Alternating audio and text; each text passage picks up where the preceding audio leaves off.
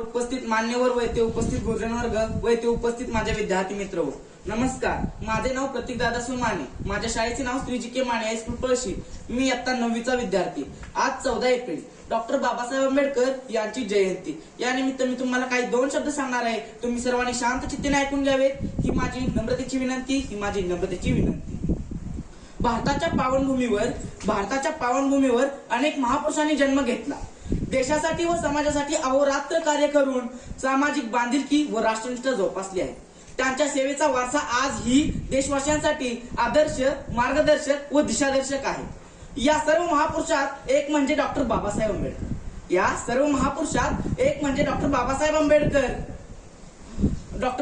आंबेडकर.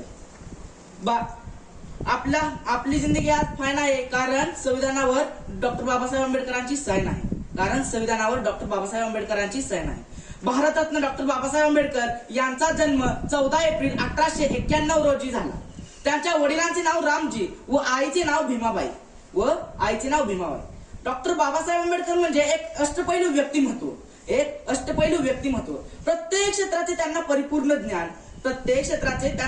परिपूर्ण ज्ञान, सामाजिक, आर्थिक, शैक्षणिक, धार्मिक, पत्रकारिता, कायदे अशा विविध क्षेत्रात आपले अमोघ वक्तृत्व व कुशल नेतृत्वाने डॉक्टर बाबासाहेब आंबेडकर यांनी दीनदलितांच्या, शोषितांच्या, विस्थापितांच्या अंधारकारमय जीवनाला तेजोमय संदेश दिला. गुलामगिरीच्या विळख्यात अडकून कोमेजून गेलेल्या मनातून समाजक्रांतीची मशाल चेतवून दिली. डॉक्टर बाबासाहेब आंबेडकरांनी मुरदार झालेल्या समाजाला आपल्या हक्कप्राप्तासाठी जागृत केले.